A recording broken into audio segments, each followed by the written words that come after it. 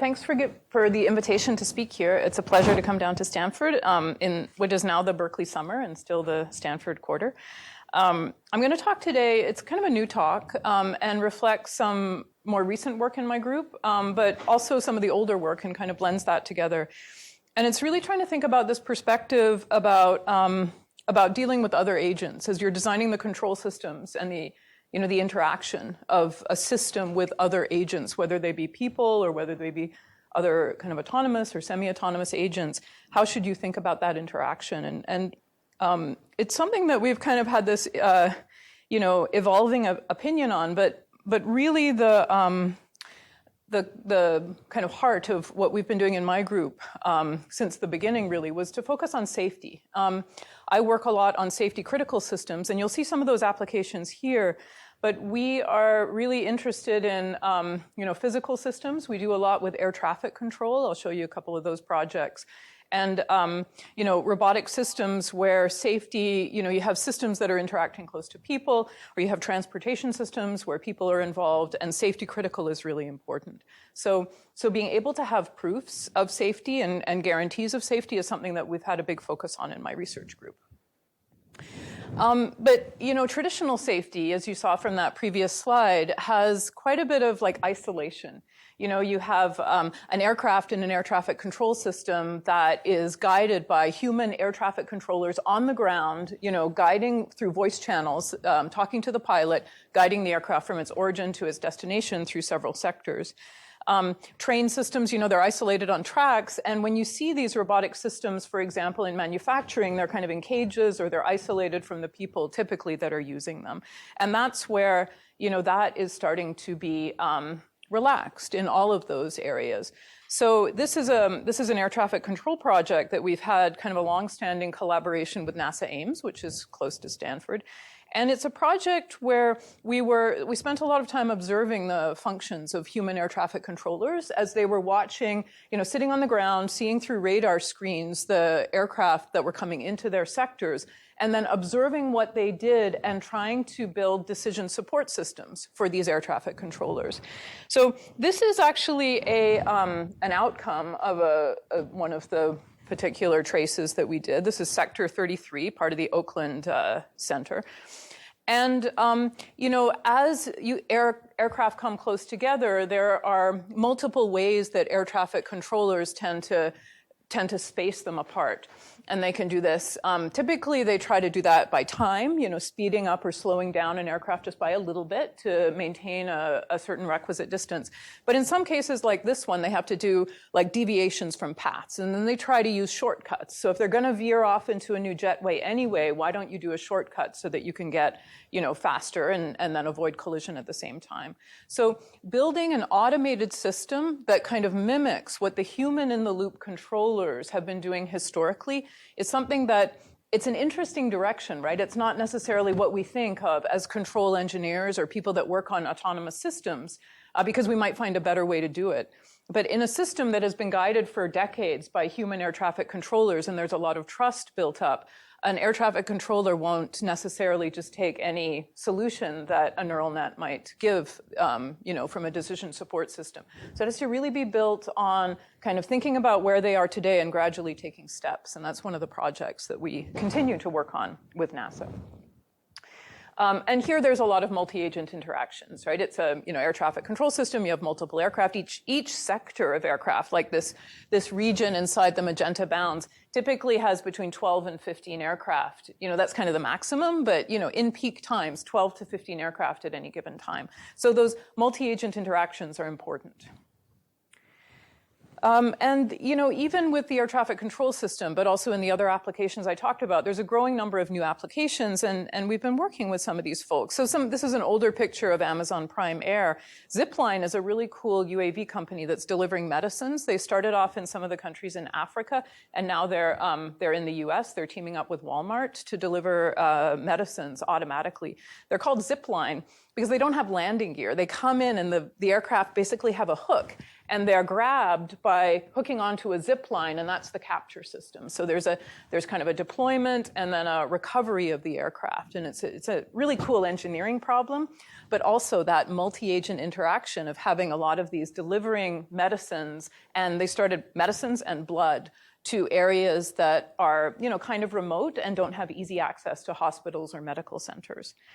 We're working also with NASA on air taxi, so the new air taxi system, which is kind of an exciting area. There's kind of the vehicle concept. This is one of the concepts that Lilium, which is a German company, is building. It's a tilt rotor system where the aircraft has a vertical mode, so it can, take off and land in urban areas. And then the rotors tilt so that you can turn it into a conventional aircraft. So there's a whole bunch of neat control problems there. But there's also a kind of neat problem in thinking about how you integrate these new kinds of aircraft, like UAVs, like air taxis, into the traditional air traffic system. So that's the kinds of systems we've been working on with NASA include collision avoidance systems, forced landing systems, for example, for a UAV, if it has to land, how do you do that safely? So it's often that you don't care about crashing the aircraft. You don't want to hurt anybody who's on the ground, for example. And then this air taxi control system. We're also, there's a bunch of really interesting kind of other vehicle style applications that, obviously there's the autonomous vehicle scenario, and that's something that we're also working on, but these are kind of outside this. So a drug interdiction system is something that the Navy and the Coast Guard is very interested in. And they're interested in trying to interdict small ships that are coming from South America, delivering drugs to Central America that are then carried over land into the US. And this is a big, big focus right now. And so the Office of Naval Research is asking for new research solutions to be able to take the few resources that the Coast Guard and the Navy can provide and kind of be able to distribute those or figure out, of the many, many small ships they're trying to interdict, what are predictive ways, what are ways to infer, what those ships are doing, all sorts of interesting control and learning problems there. So I have a couple of, vehicle style application problems examples in my talk, but these are some kind of motivations of how we, maybe some new problems on the horizon where multi-agent interactions are really featured. So I'm structured this talk really around 3 research projects. They're kind of like vignettes. And they kind of move from maybe more strict assumptions about the other agents in the system to relaxing those. So I'm going to start off by talking about, it's an older project in my group, but older and current. We've been working on this for a long time. And I'd like to introduce it as it sets a stage for how we've traditionally thought about multi-agent interactions in safety-critical systems. And that's through reachability. Then we're going to move on to the second kind of vignette, which is relaxing this idea that's used in reachability of, worst case, of worst actions of the other agent, worst case actions of the other agents in the system, and think more about, the less worst case actions, the role of feedback, as well as computationally efficient methods when you have that scale to many agents. There's some choice of parameters involved in these problems. And then, so in the last vignette, I'm going to talk about how you might use learning to aid in choosing these parameters, to infer models and behaviors of the other agents in the system. And as I said, this is a new talk. I was kind of thinking about the projects that are going on here that I've seen and observed. So Mengxi and Erdem's projects and some of the research that Mac and Marco have presented up at Berkeley recently, and Michael, to kind of think about, what's going on here and how might the kinds of things we're doing in my group interface or connect with some of those projects. Okay, so let's start just by this, what is going to be kind of a review, but more like an introduction review of what reachability is and the assumptions that we use when we compute reachable sets.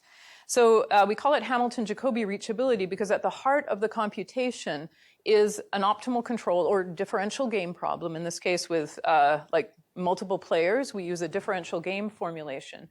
And there's, we're building on, I would say, a long history of differential game theory where we derive a new problem, basically a new Bellman equation that can be used to compute reachable sets. And a lot of the challenge has been to, first of all, represent that and then compute those reachable sets based on that, that formulation. And that's called a Hamilton-Jacobi.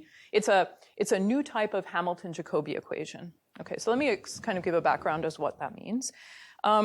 We're assuming that the underlying systems, the agents, have dynamics associated to them. And you can represent the joint dynamics of those systems as some kind of dynamic system, either a differential equation, as is represented here with state Z and input U and disturbance D, or some difference equation, for example. But there's some kind of dynamics that can model the system itself. And they may be uncertain. You may be able to kind of lump the uncertainty about the behavior, for example, in the disturbance, which is often what we do. So a reachable set is the set of states, and there's different flavors, but let's consider a problem where your control is trying to get the system, trying to get maybe one of the agents to a desired target in the face of, other agents which may be disrupting the plans. So in that sense, let's think about the control as an action which is trying to get the system to a target set in the face of a disturbance which we may not know what it's going to do, but let's assume for the sake of safety critical control that it may be trying to do its worst to disrupt those plans. So all states for which, for all possible disturbances, there's a control which can drive the system into a target set over a time horizon. And so given that formulation, given that statement, we use a game formulation for this, a dynamic game in which the disturbance attempts to force the system into unsafe region. We don't know what it's going to do, so let's assume that it could do its worst to disrupt the control's plans, while the control is trying to keep the system safe, trying to get it to its target. And these are animations that Sylvia Herbert, who's a former student in my group, had created. So I'm gratefully using her animations for this. So if this, for example, is the target set in green, then for a particular dynamic, F, this is a possible reachable set. This is actually a reachable set of it's like a Dubin's car style model of those dynamics. Okay, so how did we come about that? The methodology that we use is to take that set and represent it as the zero level set of a function in one higher dimension. So that's the cost function. It represents the goal, the objective, the target set here. And that's, we'll use some functional representations. So you have, many different functions who have that set as the zero level set. So you choose one. Here it's just a distance to target set function that we're using, so that the zero level set of that function is the target set itself. And we'll use a representation L to represent that set. Okay, so what then do we want to compute? We'd like to compute all states which could get to that target set despite the worst case disturbance. So we define a value based on that goal of reaching that set. And that value is a function of the state space. In this case, we're using Z. So in this example, it's a two-dimensional state space. And it's a function of time over a time horizon. So basically, every state Z at time t has a value associated to it, which is like the future rewards or penalties that are incurred by the system being at that state at that particular time. And in this problem, that's solely related to whether or not it gets inside or stays outside the set over that time horizon. So to do that, we basically define this value function as the minimum cost of trajectories of the system starting from state Z at time t. Okay, so this is, why do we use minimum? Because we're looking at this function. We've decided that we're going to represent kind of goodness as being inside that set at some point over the time horizon. And so if you want to try to be inside that set, you want to try to minimize that function L. So the minimum over the time horizon from 0 to capital T of that function L evaluated on the trajectory itself. And we don't have to actually, so here's where some control can come in. We don't actually have to evaluate it on all possible trajectories. we only really have to evaluate it on the best trajectory, the trajectory where we use our best control input to get the system into the target set. So here's the trajectory itself. The trajectory is a function, it's a solution of that differential or difference equation or whatever dynamics you use, but it's a solution of that system using a particular control and disturbance input. And to be efficient, we don't have to evaluate over all control and disturbance inputs. We just have to use the optimal trajectory, so the best for the control, despite the worst case disturbance. And that's the one where the control is trying to get the system into the set, so it's trying to minimize that function L over the trajectories, whereas we don't know what the disturbance will do in this formulation, so we'll assume that the disturbance could do its worst. It could try to maximize, push you outside that set because it's maximizing the function L evaluated over that trajectory.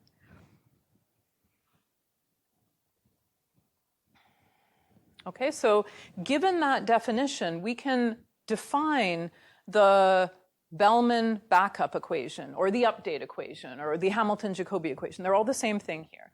And this is, Hamilton-Jacobi, actually Isaacs was the one back in the 30s, the 40s and 50s who did a lot of work on games. So these are often called Hamilton-Jacobi-Isaacs equations, which in this continuous time, continuous state setting is a partial differential equation, which describes on the left-hand side, the change in that value function as a function of time, and on the right-hand side, it's a function of the state and the gradient, the change in that value function as a function of state, which in our case is quite simple. We don't have a running cost here. We just care about whether or not the system gets into the state over the time, gets into the target set over the time horizon. So we're just looking at this Hamiltonian, which is the inner product between the dynamics and the gradient of the value function. Okay, and in terms of computing it, we've been moving away from using the actual PDE representation, and we're using now in our codes this variational inequality. It allows us in general to have a more general representation of targets. For example, we can use time-varying targets with this representation, and it has also some computational benefits. So this is basically it's still a partial differential equation, but this kind of way that we represent it here as the minimum of the PDE and the initial data is called a variational inequality. Okay, so now we solve that. So this is, we have to basically grid up the state space and compute that value function using that PDE at every point in the state space over time. And so what we're doing here is we're basically evaluating this function v of xt for all, or v of zt for all state z and for all points in time over that time horizon, and then updating it over time. So over that time horizon, that value function, it starts at the initial green cone and then expands out into this particular set. So it basically says that every state z at time t has a value, and whether or not you're, inside the zero level set of that value or outside the zero level set of that value indicates whether or not there exists a control such that for all possible disturbances, starting at that state, you can get to the target set over that time horizon. So at each time, we're capturing the zero level set, and that captures the reachable set. Okay, so we just take that zero level set. So here we are back to this reachable set that we showed at the beginning, but that's how we compute it. We represent sets implicitly through a value function in one higher dimension, and then we're always recording, other values, other level sets are interesting too, but generally the zero level set is what we record because that represents that sort of binary decision of yes, you're captured or no, you're not captured over the time horizon. Okay, so that's the reachable set. And you can do other things too. You can include, for example, state constraints in this problem. So we've also have interesting problems where you'd like to reach a target but avoid some other sets along the way. You'd like to maintain some constraints. So those states, the constraints, can also be represented as a value function. This is the red set here. So instead of using L for the target set, let's use G for the constraint set. And then we can update the representation of the value function to include that state constraint. It's like a mask on the computation of the reachable set. You're just making sure that you can't, it's not only that you want to rule out states inside the constraints, but you want to rule out states in the reachable set that could get to the constraint before they get to the actual target set. So it's like you've combined together two reachability problems, one which is getting to the target set and one which is avoiding the constraint set. And then we update the actual Hamilton-Jacobi PDE according to those constraints, and then do the same kind of computation, which is a gridding up of the state space and solving that PDE at each point in space and at each point in time. So that's the computational challenge, which we'll talk about. Okay, so again, thanks to Sylvia Herbert for these nice animations, captures the zero level set. So here you see what we call this reach-avoid set, sets of states which get to the target while avoiding that constraint. Okay, and please feel free to interrupt and ask questions. If you have questions along the way, you can ask questions at the end.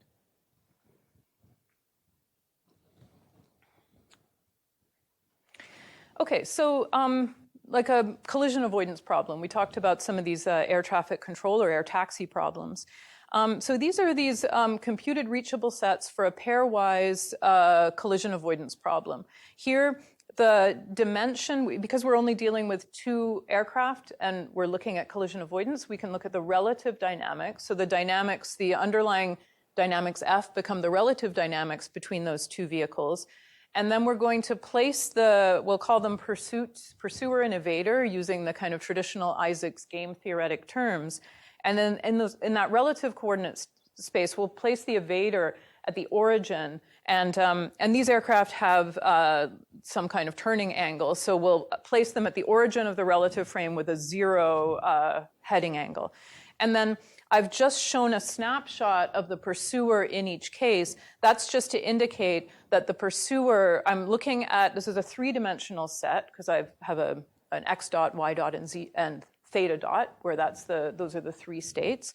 But I'm going to take a slice of that three-dimensional set at the case of the pursuer being at that kind of 90 degree away from the 0 angle and just look at what those sets look like. And I think the reason I wanted to show this computation to you is to illustrate, how these computations can change when you have different information assumptions between the agents. So kind of leading to our thought about, okay, what are we assuming about the multiple agents in this game? In the first case on the left is maybe in terms of the evader-pursuer problem, it's the one which is assuming the most about the system, in which the evader assumes the most about the pursuer, namely that there's a communication loss with the pursuer, but so the evader is assuming that the pursuer is operating according to some disturbance bound, doesn't know exactly what it's going to do, but it knows it has kind of a bound in what it can do, and it will stay to that. And so this reachable set, and you can see these indices over time, represents the relative states where the pursuer can be and collision avoidance cannot be guaranteed. So if the pursuer managed to play its worst, if it were inside that reachable set at any of those timestamps, the best control action of the evader will not keep the two aircraft apart from each other. And apart is that defined by basically that disk around the evader. Okay, so this is just that Hamilton-Jacobi reachable solution when we're assuming that the disturbance is the action of the pursuer and we've given a bound on that. A less conservative approach is to assume that both aircraft, we've lost communication with both aircraft. We don't know what the pursuer is going to do within its bounds, but we also don't know what the evader is going to do within its bounds. So now instead of thinking about that as a control disturbance problem, it's like we have two disturbances. If the evader did its worst case and the pursuer did its worst case within bounds, what does that reachable set look like? What does that collision set look like? And you can see its growth. it's actually kind of interesting. It grows out, and then because these dynamics are like a Dubin's car, it kind of circles around again. So you get a new part of the reachable set growing in that middle panel, kind of above the previous reachable set. And you can see there's, like, again, timestamps associated to each of those. And then the real worst case scenario, so the one that maybe puts the least assumptions on what the vehicles could do, is one where they actually try to collaborate to cause collision. So it's not like the middle case where, you know, they must, by kind of, you know, choosing the wrong thing accidentally, they could cause collision. In the right panel, they're collaborating. And so they're really acting with each other to try to cause collision. And you see that, you know, now the set's growing even more. So it's the same computation, but just different assumptions. Instead of using like a min-max, we'd be using a min-min, et cetera, in these different kind of information patterns, what you're assuming you know, and then what the implication would be in the game formulation.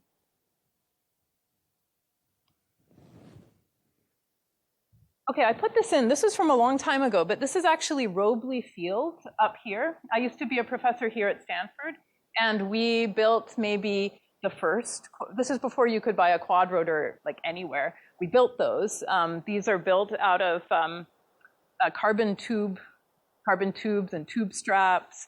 And we had two computers, and we actually designed one of the computers, and we ran another computer running the optimization algorithms on it. So, and there's 4 students there. They're each joysticking one quadrotor around.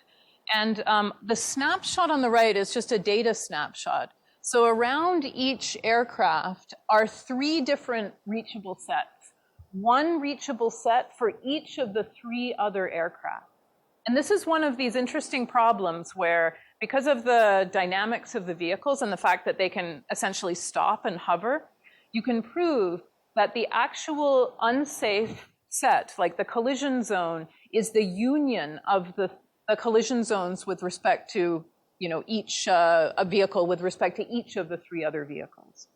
And so at every point in time, we're computing these. And when one vehicle gets on the boundary of its reachable set with respect to another vehicle, the other vehicle takes its best case control action to keep that vehicle outside of the reachable set. It does that control input, which basically, in this case, it's an avoidance problem. So it's maximizing the control input to keep the other aircraft away from causing collision and getting into its reachable set. So it's like pilots, the students are joysticking the aircraft around. As soon as one gets on the boundary of another, the automation takes over and guides the aircraft away from each other until a point in time where it's, you know, a little bit off the boundary, and then control is given back to the pilot. So this was a kind of both demonstration and an experiment to show this off, that you could do this and you could compute these in real time. Okay, just a little bit about the toolboxes. So the first level set method, so this method for computing the reachable set, this gridding up of the state space and solving that Hamilton-Jacobi equation and capturing the 0 level set, that's called a level set method. They were pioneered, like the numerical methods were pioneered by Stan Osher, who's a professor in math at UCLA, and Jamie Sethian, who's a professor in math at Berkeley. And so we took like sort of inspiration from that and built these level set methods for these kinds of control problems. And so this is the reference to this original level set toolbox, which Ian Mitchell, who was a graduate from Stanford, he was my first PhD student. He's now a professor and department chair of computer science at UBC in Vancouver. And then over the past several years, we've had updates to this. So we built in our group a toolbox. We call it Helper OC. It's like a wrapper around Ian's level set toolbox. This was written by a couple of different students, but led by Mo Chen and Sylvia Herbert. Mo is now at Simon Fraser University in Vancouver, and Sylvia is now a professor at UCSD. And they basically made it more easy to use, providing this wrapper, you know, easy ways to input your own dynamics, easy ways to capture the value function, and, you know, that like to guide you in formulating the problem. And that's on our lab's Reachability site. And then most recently, we've been using, and this is a really cool toolbox, it's the HJ Reachability Toolbox, which was built by Ed Schmerling, who is a graduate of Stanford from Marco Pavone's group. And this is a toolbox built in Python, and it's built on top of the JAX computational framework. And we have been doing some work with this toolbox and have built a number of additional functions to use with this. So one of those, and this is just a little bit of an aside, this is a project that my student Marius Wigert and I have been working on with Manan Doshi and Pierre Lermuseau, who are researchers at MIT. It's a carbon sequestration project where we're building light vehicles. Well, we're working with a company that's building light vehicles that are seaweed farms, and we're trying to use minimum energy paths to get these vehicles, they're surface vehicles on the ocean, to areas of high nutrients where the seaweed grows quickly, and then it can be at a certain stage deposited in the ocean floor. So it sequesters carbon from the air, from the environment, and then deposits it where it kind of stays for centuries and millennia, and maybe turns into oil at some point. But the idea here was to really use minimum energy control by putting a very kind of low control input here that kind of nudges the vehicles toward currents. And then we use those currents to get us to places where we want the vehicle to go. So this is the Gulf of Mexico. And if you, if you wanted to get, you can see there's a lot of databases with, forecasts, as well as we can use those for hindcasts. And if you wanted to get from one point to a destination using those currents, that magenta arrow up there just shows it actually takes 33 days using the currents and using the Hamilton-Jacobi methodology. But if you didn't, if there were zero currents, that arrow at the top just shows how far you would have gone over 33 days with just this small control input. And it's kind of neat to watch the trajectory using these eddies and these currents to, as we say, hitchhike them to be able to get from the origin to the destination.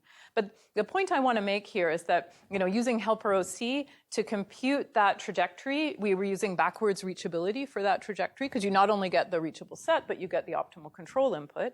That took 3 hours, whereas in the HJ reachability, which is taking advantage of parallel processing across GPUs, it took a much shorter time, only 8 minutes. Okay, so those are kind of state-of-the-art in, I would say this is state-of-the-art in Hamilton-Jacobi reachability, and it's great to be able to use that. I'd like to say one more thing about computing these reachable sets. And this is recent work that we've done, because it is, gridding up the state space. And despite, even if we have that HJ reachability tool, if we want to do these computations in real time, how do we do that? And one of the ideas that we had been exploring with Samuel Bansal, who's a recent graduate of our group, he's now on the faculty at USC, is to, instead of gridding up the state space and then just, sort of blindly computing the Hamilton-Jacobi updates at each grid point over time, we train a neural net to compute that value function for us. And I think the idea is pretty cool, because you can actually take advantage of, the neural net to be able to learn, what are the best points to compute at. There's probably, a whole lot of the grid points that are fairly important, and then others which aren't important at all. And we've done a lot of work on, adaptive gridding and trying to choose those ourselves, but the logic to do that was always more cumbersome than actually just doing the computation. So I feel like this is actually a really promising, and we've seen it not just here in Hamilton-Jacobi equations, but people in computational fluid dynamics and other kind of scientific areas where they know the equation they want to solve are using now neural net procedures to help them do this kind of computation. Okay, so in this scenario, we define a neural net where v theta, so this is our approximation of the value function. Here, x is the state space. And typically, to find the parameters, like to train that neural net, you'd obtain those using supervised learning, where the value function is known at some states over time. But that in itself is hard, right? Because then you have to actually compute the value function at those states to be able to use them to supervise the training of that neural net. So the key thing about this kind of scientific application of neural nets is that you can use the equation, the equation you want to solve. So you can use that as the source of supervision and use self-supervised learning. So the PDE itself is the source of supervision, and the loss that you use in training is just the PDE violation error. Okay, so if that right-hand side of the loss function h is non-zero, it indicates that you're not satisfying your PDE. And so you're training the system to try to get your, that function or the magnitude of that function to 0, and it means you're solving your PDE then. And the cool thing about that is, you don't have to sample the value function, and that's the key to scaling. So we then just follow this loop. We randomly sample states at points in state and time. We compute the loss function, we update the parameters, and repeat. Okay, so this is, we call this deep reach, so deep learning to compute reachable sets. There's a lot of details here that I don't really have time to talk about, but one of them is the form of the neural net. And this is all empirical, right? I mean, we can do these computations, and then we can compare them to our grid-based computations, and some functions that we know we can compute analytically. But one of the keys to make this work was to use something called a sinusoidal representation network, SIREN, which is a kind of, I guess, an advance that came out of Stanford, actually, the computer vision group here. And the idea is that because we're interested not only in the value function itself, but its derivative over time and its gradient, we wanted to be able to have units in the neural net which were differentiable, and where the control input itself is computed from the gradients. So we use sinusoidal activation functions for the neural net, and then we follow this training procedure. And of course, there's a lot, the size of the neural net, the number of neurons, the learning procedure. So we've tried out a bunch of different things, and we've published this last year. But I think there's still a lot to do here in this area in general, using neural nets to aid you in scientific computation. But the cool thing is that, so this just shows, the match for some of these low-dimensional problems where we know the solution. We've actually got some sort of semi-analytic solutions to these 2-aircraft collision avoidance problems. They're kind of our litmus test. But that we can, start to go higher. So this is a 9-dimensional 3-aircraft collision avoidance problem. So it's 3 aircraft.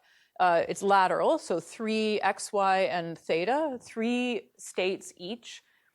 You can't do relative anymore because now it's 3 aircraft.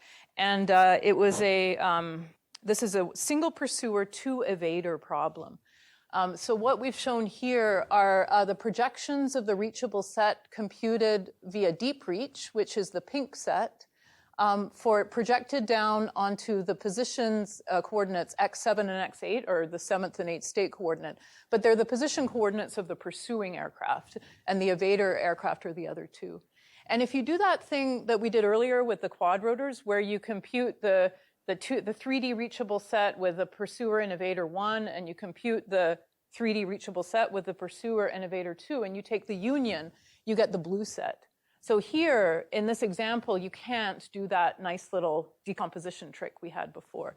In fact, the actual reachable set is closer. We've gone back and we've numerically validated that the actual reachable set is very closely represented by this pink set that we compute through deep reach. And we did that by sampling points along the boundary, right? Just inside and just outside. So that's just shown stylistically here. That purple point, we simulated that. You can see that, that's a set which is outside of the blue decomposed set, but inside the pink set. And so that's a point that actually causes collision. The pursuer is able to cause the loss of separation, indicated by this red line here, between the 2 agents. You go below that mandated separation. Whereas if you sample just outside the boundary, that's the gray dot, you see that the reachable set is representative of a safe condition. Okay, so that's some current work we're working on. Reachability in general is a challenging problem. It's challenging numerically. We need better methods, and this is, one of them that we've been working towards. We've got a 23-dimensional walking robot with Kaushal Srinath, who's a professor at Berkeley in mechanical engineering, which we're computing domains of attraction for the different gates using deep reach. Okay, so I'd like to now, in the remaining minutes of the talk about relaxing some of these assumptions that we've made for reachability. A computationally efficient method for many agents, and really looking at the role of what is worst case, best case, how do we use feedback, and then we'll end by talking about learning some of those parameters that we'll introduce in the second method. Okay, so I highlight the importance of feedback here, and I'm going to explain this method through an example. I think the idea of a feedback Nash equilibrium, which is what we're computed, is best explained using some visualizations through an example. And it's kind of actually when we were developing this framework, it's how we started developing it and thinking about how to incorporate input constraints and state constraints into a feedback game. Okay, so here the example will be this highway driving scenario, or just driving scenario, where there's kind of this idea of merging. The blue car is merging over, and it's merging in front of this yellow car. So this polite maneuver on the left is basically one that we all strive to, right? The blue car, which is merging in front of the yellow, it speeds up so the yellow car doesn't have to slow down. So that's kind of the desired polite maneuver. But if you look at kind of the state of the art in game theory with state and input constraints, that's this open loop Nash equilibrium, and that we've shown on the right. Basically, the car still merges, but the blue doesn't react, so the yellow has to slow down. And that's because the open loop game doesn't capture this key point that comes through feedback, that what you assume the other agent will do in reaction to what you're doing, that back and forth. Okay, so that's captured here, and it's what we do in real life in many scenarios, but it's not captured here. The yellow car, like kind of the ego car here we're thinking about, has to slow down. This is, it's like that hesitant behavior that you used to see in autonomous vehicles when, there would be a car like stop, it would sort of stop even, if a car was slowing down in front of it. So that you don't have a realistic assumption about the interaction of the two vehicles. There's not that feedback. Okay, so how did we start to think about this and getting towards like how you would compute a feedback solution here? So what is a little bit of an overview here, maybe captured stylistically. So let's suppose now, okay, so ego is the blue vehicle, and this red vehicle, it may keep going straight, or it may change lanes. So let's assume maybe it's going to go straight with 80% or 0.8 probability and change lanes with 0.2 probability. So what we do is we make two copies of that vehicle, one to represent one hypothesis and one to represent the other hypothesis. So we kind of think about this representation in terms of creating these kind of ghost vehicles that are going to represent these different hypotheses we have about the actions of the other agent. So with 0.8 probability, that car will go forward, and I've shaded the other one a little lightly with 0.2 probability, it'll change lanes. Okay, so then maybe the ensuing trajectory of the red vehicle might look like that from the ego's point of view. And then the question is, like, what should the ego vehicle do? It has these kind of two possibilities of what the other vehicle could do. So we think about this, whether we think about this kind of closed loop or feedback solution in terms of ownership of constraints. In a way, we're kind of maintaining multiple hypotheses about the intentions of the other vehicles. So we define a single variable here, like a variable P, which is the probability of the red vehicle doing what it could do, a probability of a lane change. So if the probability of a lane change is equal to 1, the ego vehicle might follow a certain action. And if the probability of the lane change is 0, it might follow another action. So that kind of probability going between 0 to 1, it's like transferring the ownership of those constraints from one vehicle to another. And then you could have interpolating probabilities like this sort of, there's maybe a 0.5 probability, and then it does something in between. So here, the idea is that if P is equal to 1, the ego vehicle is going to avoid the hypothesized agent. And if P is equal to 0, it's going to ignore the hypothesized agent. So in each case, the other agent or itself has that ownership of constraints. And so we formulated that constraint ownership problem. Basically, it basically becomes an optimization problem in terms of this parameter of constraint ownership. And so for this interpolating factor P, whether it's between 0 and 1, we're going to get these varying solutions, which are basically this kind of varying of constraint ownership.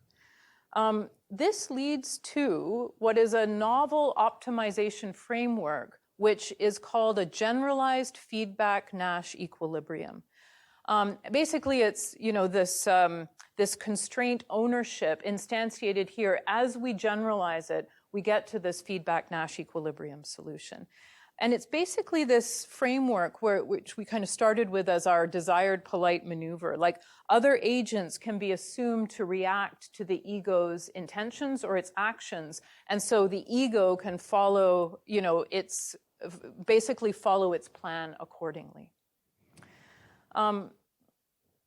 Okay, so this is, the play out of that. So you see that the feedback Nash equilibrium solution, it's got that feedback. So you see the kind of desired polite maneuver. And then you can look at different scenarios here. So if you can have multiple hypotheses, right? So you could have a single vehicle that has many hypotheses or multiple vehicles, each with multiple hypotheses.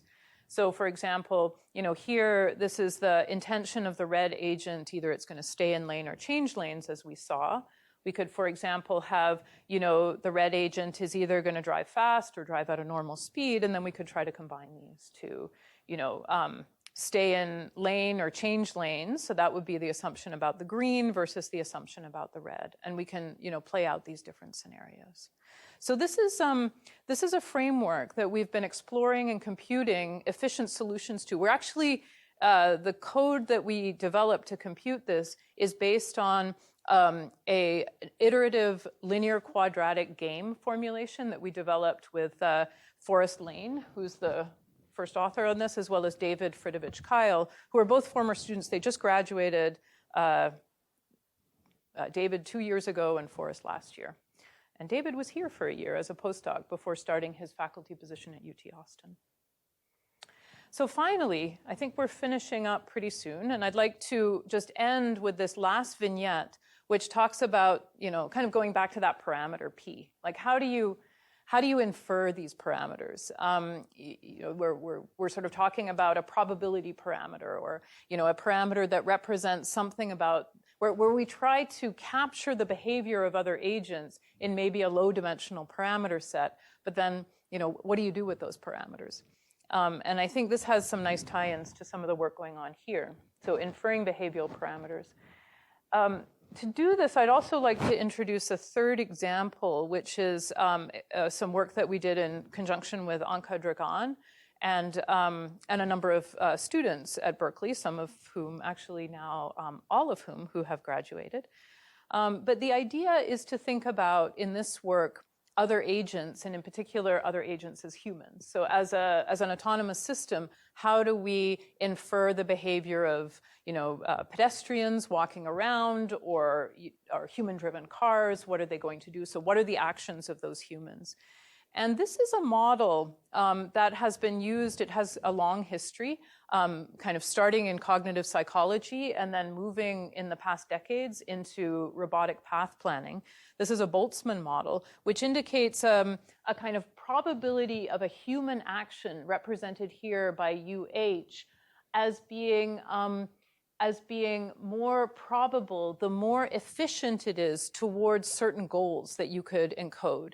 And those goals can be encoded through some value function or Q function, which is a function of the state and action of the system, which may be parameterized by certain things going on in the system. So in this scenario, there's a person walking along, the robot's trying to think about where that person might be in the next few minutes or the next few time steps.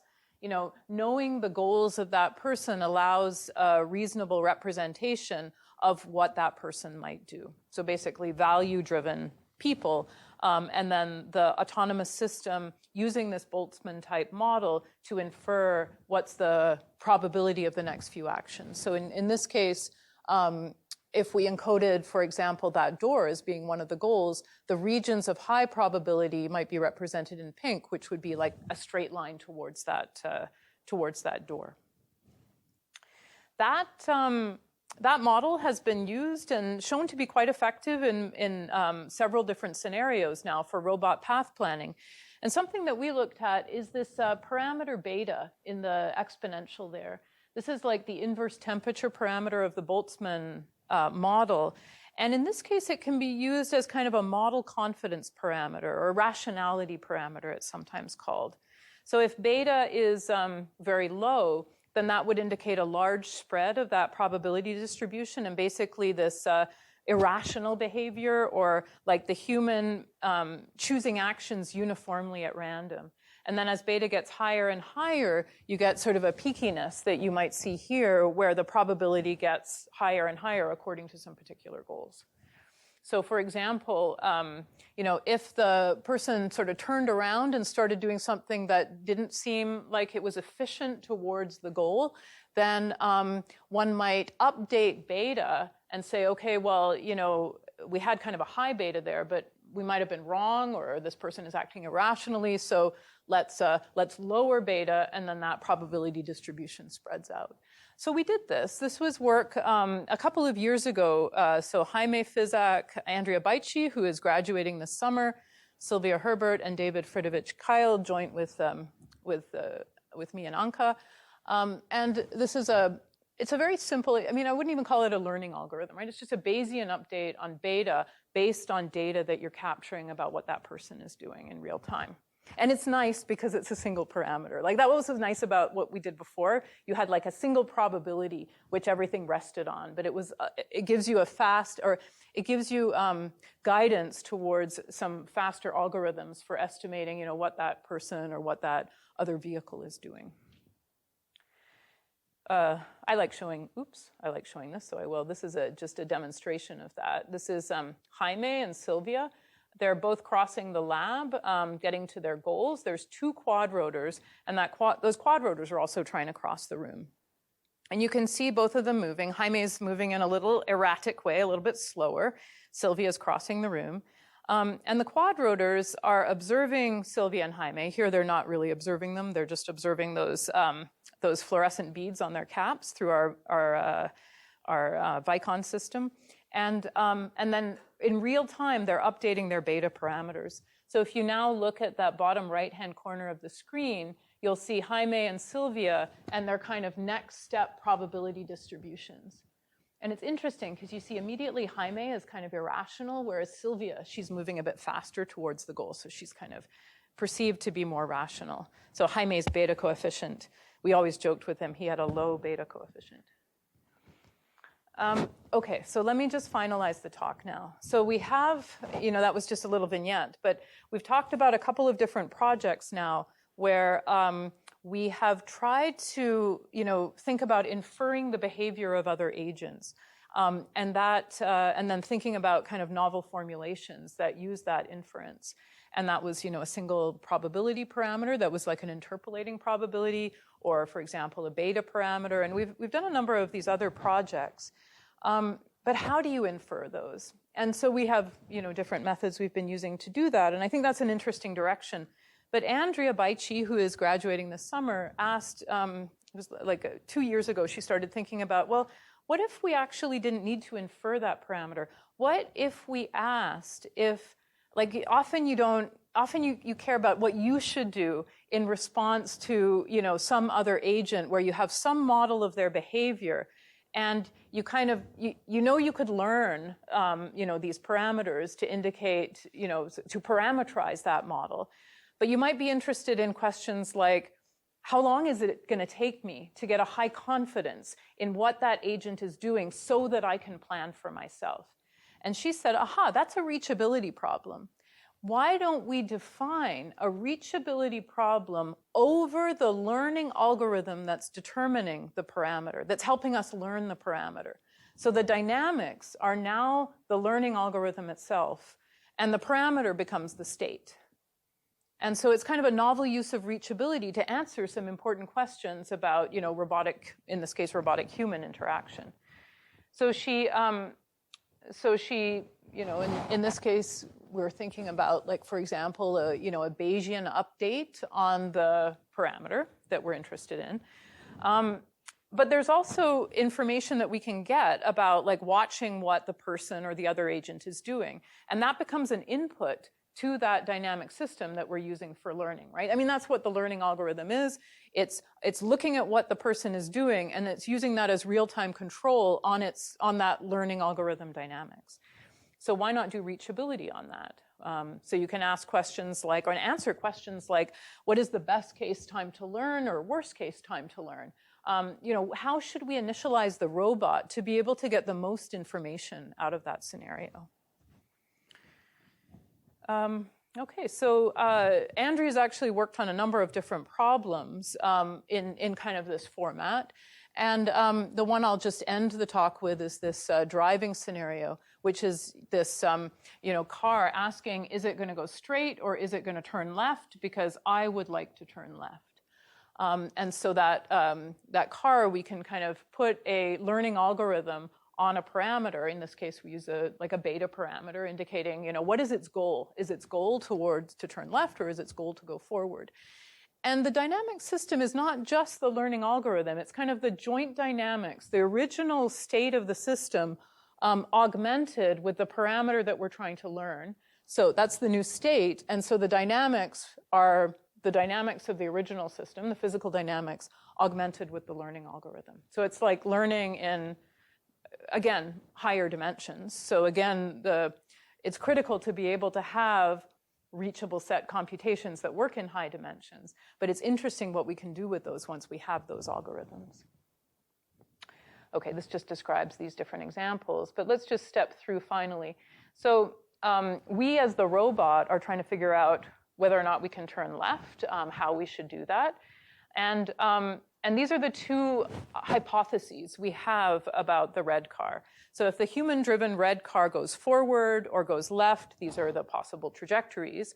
And so this is that Bayesian update, right? That's the learning algorithm that we're trying to figure out.